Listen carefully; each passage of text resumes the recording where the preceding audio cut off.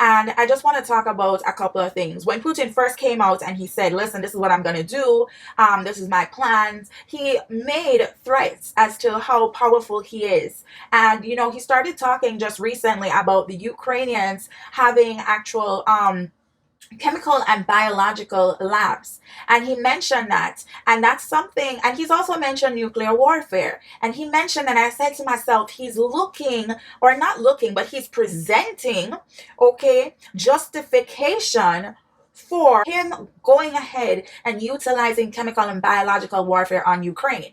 Because as the US said, and I totally am in agreement, the Ukraine does not have biological and chemical labs, okay? And this is the reason why. I've not been to the Ukraine.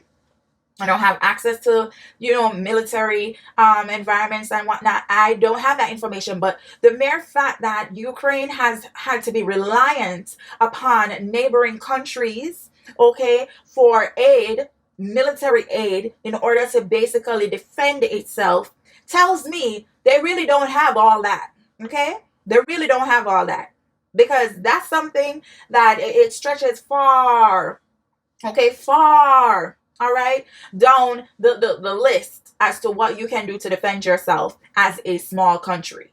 And you have to remember something: Ukraine is actually about the size of Texas, right? And I want for you to consider that. So Texas is a state here within the United States. There's like 50 states in the United States, and Texas is a big state. But if you compare Texas to the rest of the United States, you can see how small it is. And that's how I kind of look at Russia and Ukraine. Russia is like the whole United States. Ukraine is like Texas. It is a lot, okay? It takes a lot of vigor, of passion, of courage, of commitment, of bravery, of strength, of discipline to stand and say, I don't care what you throw at me. I'm not giving up my home. I am not moving. I am not going to relinquish my freedom. It takes a lot for a person to do so. So I say this to say, guys, like, don't think about it from the standpoint of like, this is something small. This is no. To be honest with you, when and this is also something Putin thought. Okay, when Putin started this war with Russia, I remember I had a conversation, and I said in that conversation, I don't think that this war is going to last very long. And the reason is because I was considering the size. But at the point in time, I did not consider the resilience of the Ukrainian people. I did not consider the bordering lands who would help them in procuring the military weapons that they would need to defend themselves. I did not consider that. And Putin did not either. Putin probably thought that he was going to wage this war, and literally within the next 48 hours, that was going to be it. And he was going to be able to go about his way, having, you know, success in capturing Ukraine. Now, I also want to get to another thing. I think that for me at least, when I think about what would it be that would really propel him to do this? Because I'm thinking, like, over the years, whenever I've seen like an interview with Putin, he's made an appearance, there's been a sit down, Putin kind of seemed together mentally. Mentally, he seemed together, right? Now, we all know Putin is nobody's, nobody's pick. We all know that nobody likes him at the table. We all know the reasons as to why. But I never questioned his sanity up until this point. And maybe, guys, it's a situation where you say, okay, well, maybe he has a terminal illness. Maybe he doesn't have long. So he wants to recapture the Ukraine because, Ukraine stuck it to him years back. And maybe this is his ditch effort to go down in the history books as a person who started the war, okay, and was a success. I don't know. But it just is, I don't think he's all there, guys. And let me know in the comments if you think he's all sane, but I personally do not. I think there's a difference in between how he was prior to this year with these circumstances that we're now facing. and his decision to create this social issue, worldwide issue that we're dealing with at this moment. No, I want to go on to talk about the fact that there have been punitive measures that have been enacted by various governments around the world. I'm not going to get into every single one of them, but there's been a few. Okay, now one of the ones that I kind of look at and I'm like, I don't know if this is really going to work, is the fact that, like, yes, they try to hurt them economically, right? But Russia is not somebody who just arrived to the game. No, they're not. Like Russia would have thought, okay, so if it went to war with a country, there would be certain stripes that they would face in certain ways, certain punishments, consequences that they would have to account for. And I think they've built their country in a way in which they can sustain themselves to a certain degree for quite some time before actually going into a mode of sufferation. That's just what I think. Okay. Now to go with that. So financially they've been attacked. And now people are, and they said this should have happened earlier on during the early stages, to go after the oligarchs. The oligarchs is simply a term that is describes people who are extremely wealthy in Russia, okay, and has political ties. Don't forget the political ties. Now, who, okay, they are politically tied to is Putin.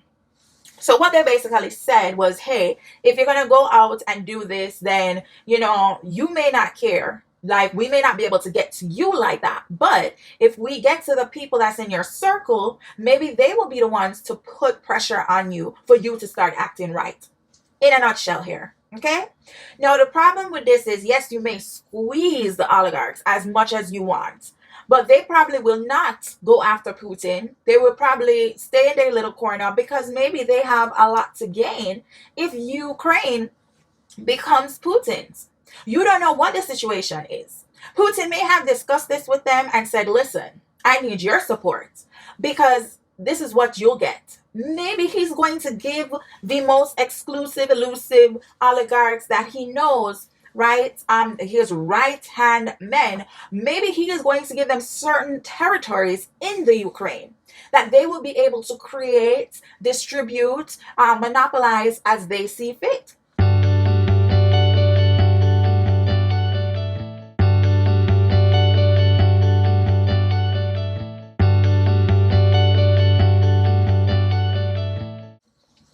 I'm just saying.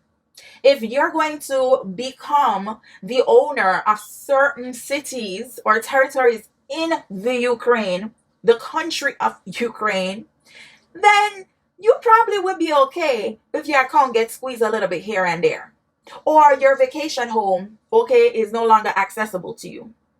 Or your business dealings with certain areas have been put on hold. As I said, and I think a lot of people feel this way, Putin did not think this war would continue for a very long time. So maybe it was a situation where they looked at it as a short-term, success. Where it was like, okay, so Putin is doing all the dirty work. My name is not really going to come up, right? But I'm going to reap a lot if I just sit back, sit cool, and support him on his venture.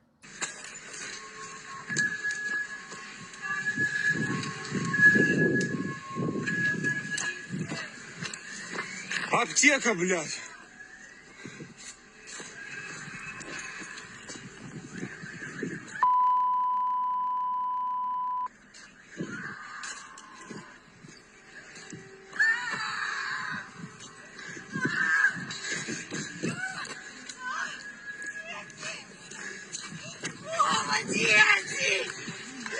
Где? Блядь. Пизда, скорую, блядь. Бегом. And I think that is what it is that these oligarchs have placed on their mantle, is the initiative that probably they discussed with Putin to actually gain a territory for themselves in an entire country. Could be wrong, but I don't think so. I think I'm right on that. So I wanted to also talk about the imminent danger that the world faces, which is the Third World War.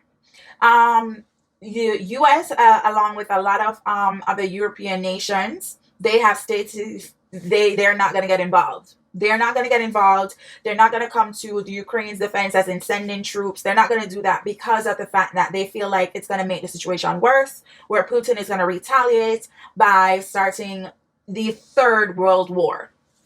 Now, to be honest with you guys, I don't think it would be the start of the Third World War because a part of the world is already at war. So I think what we need to do is we need to reconstruct what the Third World War is. And I think maybe you should consider the Third World War just second base to or third base to what it is that's going on here. But I think the Third World War has already started. That's the way I'm looking at it. Do you understand what I'm saying? I think Putin is just kind of more so like, hey, all right, let's do it. I mean, I haven't seen war like that in terms of, releasing nuclear warfare, this, that, and the third. But all in all, like, I really don't care. And you have to remember something, Putin actually bombed the nuclear facility that is in Ukraine.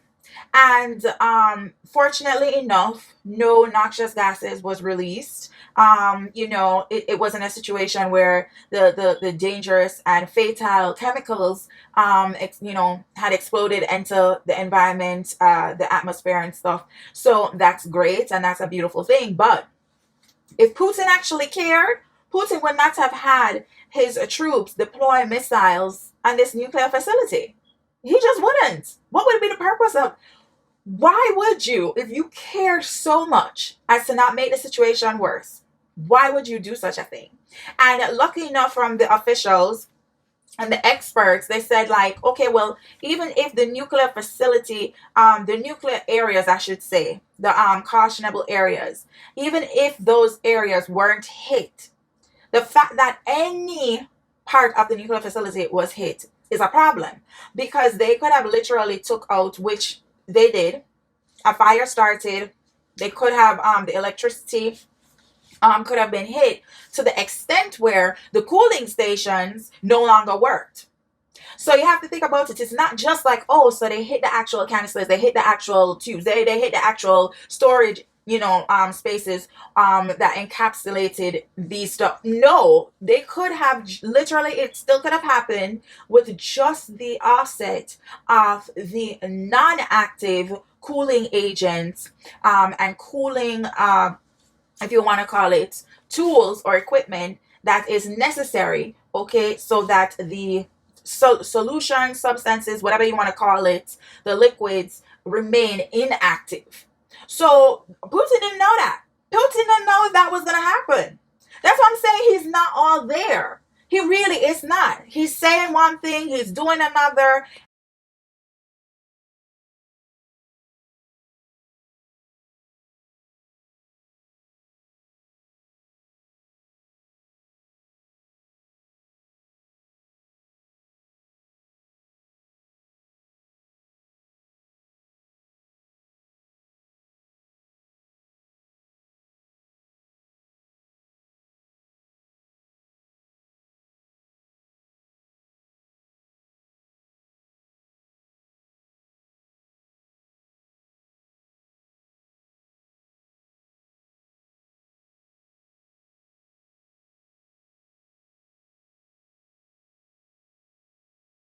I really and truly think that he is just looking for someone to say, hey, and he will press down on like the red button and start a nuclear war. I honestly feel like he's probably just like in his mind, he's like, I don't have nothing to lose. I don't care anymore. And maybe the reason why he doesn't care is because he has, a sickness or an illness that is fatal. So, y'all, I'll keep you updated. I'll tell you what my thoughts are on the situation moving forward. But this is a scary time to be in. I really and truly send out prayers and love, to the Ukraine. Everybody who has family in the Ukraine, who is living in the Ukraine, still living in Ukraine. Like my heart and my prayers go out to you.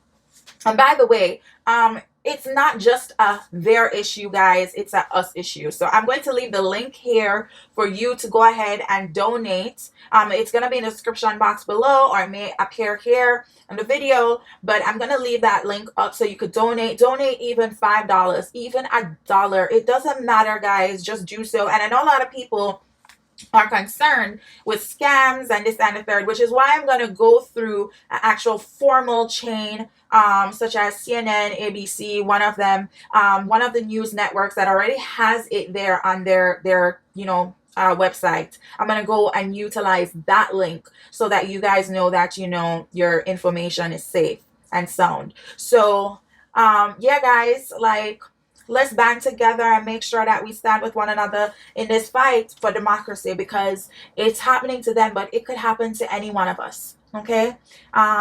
Toodles. Bye.